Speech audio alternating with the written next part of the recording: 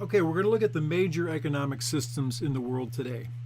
So basically, there are three economic systems, and then you could have a mixture of these, and so that would be a mixed economy.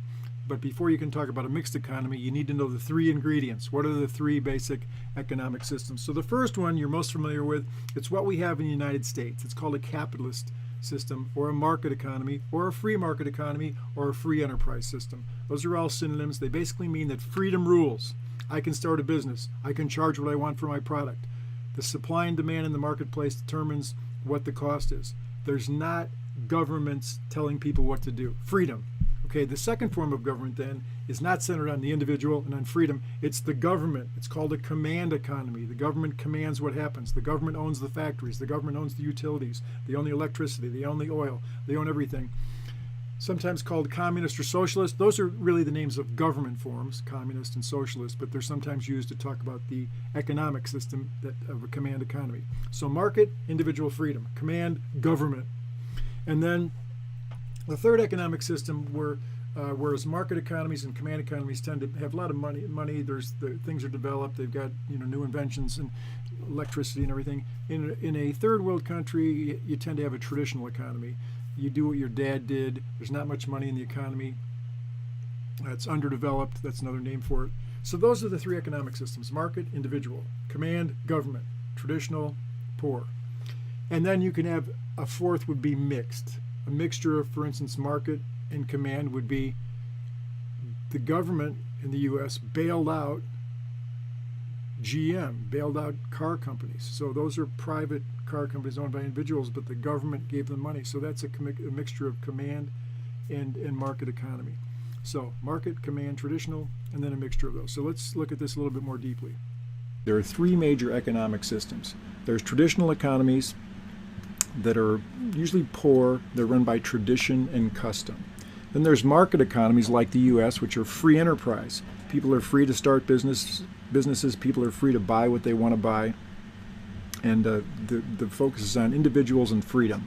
In a command economy, like a socialist government, the government is in control. So the focus isn't on individuals seeking freedom, making their own businesses. The focus is on how the government controls everything in the economy, ultimately to try and make people kind of equal in wealth and to distribute resources so you don't have the rich and the poor like you have in market economies. So those are the three main economic systems, traditional, market, and command. Okay, so a command economy, a few pictures give you the idea here. A socialist country that's showing its military, showing how the government is in control. We are the strong government running the ship of state. We are trying to help all the people. There's a command economy. In a market economy like the U.S., profit. You can start your own business. You can be free to contract with who you want to. Private property is a key. Free enterprise, the ability to do what you want to in the marketplace. So everybody is free to seek and make money, and sometimes that becomes a focus. Supply and demand runs things. If people want something, people will manufacture it. That's not true in a command economy. In a traditional economy, things are generally poor. You do what your father did. He was a fur trapper, you'd be a fur trapper. He was a shipbuilder, he was a farmer, you'll be a farmer. Things are run traditionally. And there's not much money circulating in that economy. People are relatively poor. And then you can have a mixture of these three kinds of economies: command, market, and traditional. You could have an economy that was sort of a mixture of command and market.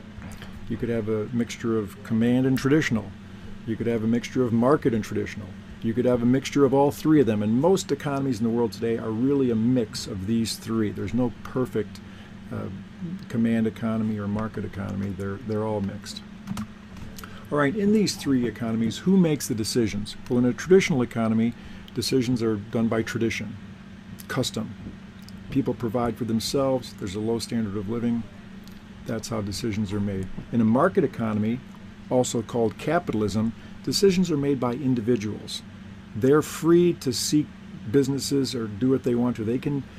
Prices are determined by the market. If people won't pay so much for a product, it won't sell. The business cycle is part of the market economy. There's a rise and there's a fall. There's recessions and there's great growth. But there's also unequal distribution of wealth in a market economy. Some people are wealthy, some people are poor. So there's a mixed bag that way. Whereas in a command economy, a command economy attempts to distribute income equitably. It tries to take care of everybody, but to do that, there's got to be planning from the government. There's got to be socialism where the government takes charge. So a traditional economy, custom makes the decisions. In a market economy, individuals using free will. And then the command economy, government makes the decision. You should know the basic strengths and weaknesses of each one of these, the pros and the cons. So a traditional economy, hey, traditional values are held. People can provide for themselves, they're used to it, and so things can work that way. But of course, one of the negatives is there's very low standard of living. In a market economy, freedom is a great pro. There's efficiency at meeting people's needs because the market makes what people want. Competition keeps prices from going too high. People are competing. You make an iPhone, somebody else makes a better phone, and then the price has to be competitive. The problem with the market economy, though, is there's unequal distribution of wealth. There can be periods of instability where there's recession. The strength of a command economy, theoretically, everybody can be employed, and it attempts to distribute income equally. The negatives, workers have little incentive to work hard or to produce quality goods. Government planners are less efficient than the market at making decisions. So there is a basic comparison between the three forms of economies in our world today.